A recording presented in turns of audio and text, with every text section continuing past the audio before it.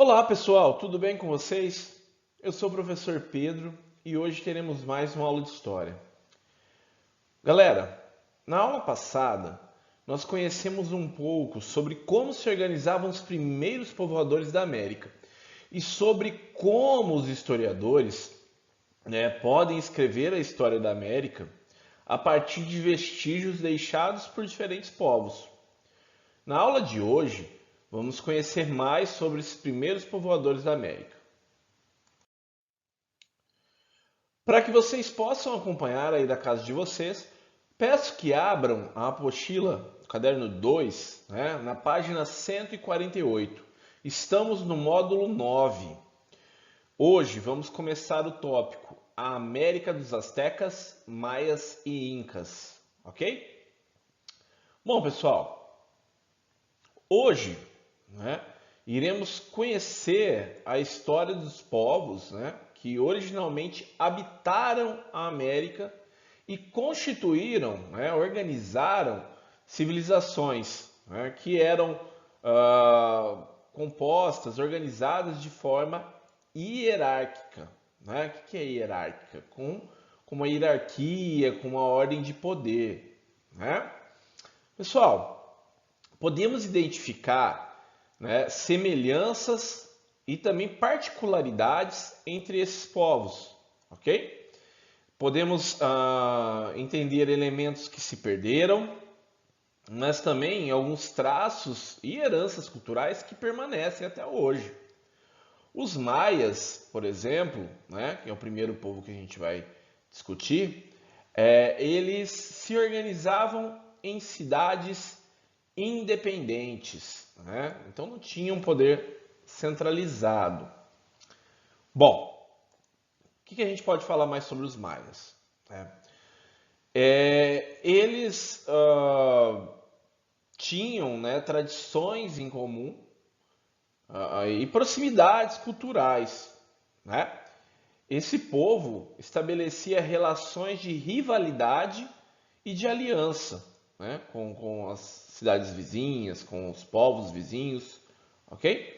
Muitas vezes com a supremacia, ou seja, o poder maior de uma cidade sobre as demais.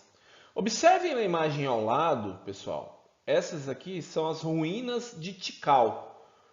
Hoje, esse território está localizado na atual Guatemala, certo? Essa cidade exerceu entre os anos 800 a.C. e 200 a.C. domínio e influência sobre povoados, vilas e outras cidades. Pessoal, então Tikal é uma das cidades mais importantes, dessa história dos maias, ok? Estudos arqueológicos apontam que Tikal, que era o maior centro urbano maia conhecido até hoje, chegou a ter cerca de 50 mil habitantes. Na área central dessa cidade existiam templos, praças, palácios edificados, com sofisticação técnica, com sofisticação artística. Nos templos, pessoal, o que era realizado nos templos? Sigam aqui comigo. Eram realizados sacrifícios em oferenda aos deuses e outras cerimônias, eram realizadas nos templos. Nos arredores da cidade ficavam moradias, e os essenciais reservatórios de água, que reduziam esse problema que existia para eles, da falta de recurso, desse recurso na região. Esses reservatórios, pessoal, podiam ser feitos nos buracos de pedreiras, eles captavam água da chuva, que eram distribuídos em períodos de seca, de escassez.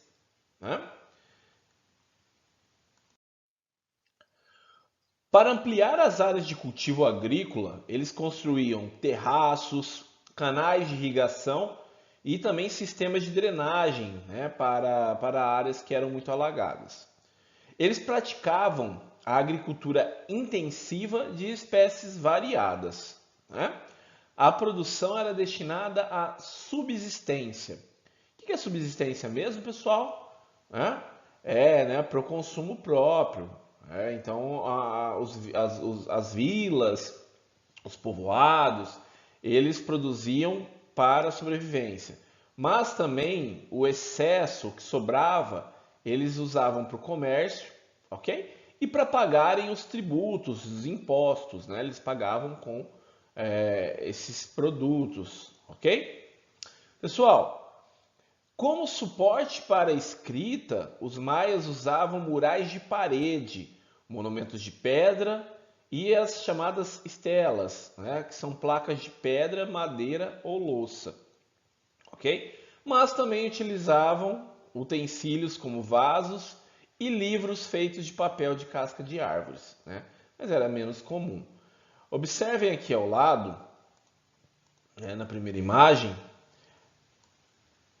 aqui temos essa forma escrita, né, dos maias, né?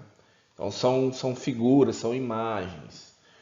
Os registros maias, né, então eles calculavam sempre davam entrada de impostos, né? A partir dessa escrita, dessa forma de escrita, né? Esses registros maias incluíam dados sobre os governantes, sobre as famílias, sobre guerras, cerimônias religiosas, né? E sobre os impostos, como eu disse agora há pouco. O sistema de escrita maia permitia expressar toda a língua, né, desse povo, com o uso de símbolos variados, ok? Percebam aqui na imagem ao lado que são diferentes os símbolos que eles utilizavam. Então, pessoal, inclusive essa imagem aqui ao lado é em uma das chamadas estelas, né? Estela maia do sítio arqueológico em Tikal, ok? Então esse hieróglifo é datado do século, né?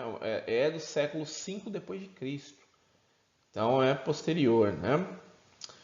Bom, pessoal, o sistema numérico dos maias, né? Vocês podem acompanhar aqui no slide. Ele incluía o conhecimento do zero, né? O que possibilitou uma maior precisão nos cálculos. Eles eram fascinados em relação aos astros e construíram vários observatórios, o que resultou em conhecimento da astronomia, que orientava a elaboração de calendários, né? Como o calendário da imagem ao lado. Percebam que essa imagem de baixo é o calendário maia, tá? Ele é um calendário solar que representa 365 dias, ok? E influenciava bastante na agricultura, né? Ajudando a definir o melhor período para o plantio e também para a colheita. O calendário também servia para datas religiosas, né? Para marcar então os períodos das cerimônias religiosas. Esse calendário, pessoal, ele tem um anel exterior de glifos, né? Que são essas figuras, percebam, também diferentes, né? Figuras que representam, cada uma destas representam os meses, né? Cada dia é representado por um número no mês seguido pelo nome do mês. É um pouquinho complicado, né? Então é representado cada dia representado por um número no mês seguido pelo nome do mês, certo? Cada glifo, ou seja, cada imagem representa uma personalidade associada àquele mês, né? Pessoal, vale destacar também, além de todos esses avanços, na organização da sociedade maia, nós temos que apontar que as mulheres, elas dedicavam-se às atividades domésticas, aos cuidados com as crianças e aos trabalhos manuais, ok? Então nós temos uma sociedade que se organizava, né, e que estava se desenvolvendo na história. Bom, pessoal, analisem aqui comigo essa pirâmide social maia. O que é uma pirâmide social, né? Lembra que eu falei que é uma sociedade hierarquizada, ou seja, que tem uma hierarquia, né? Então, a gente pode pegar para representar essa sociedade uma pirâmide, ok? Na pirâmide, na parte de cima, então, vocês entendem que ela é mais estreita, ou seja, tem, né, uma quantidade menor de pessoas, e a base, ou seja, a parte inferior da pirâmide, ela é composta pela maior parte da sociedade, ok? No topo dessa pirâmide, nós temos o soberano, ok? Um líder maior dessa sociedade maia.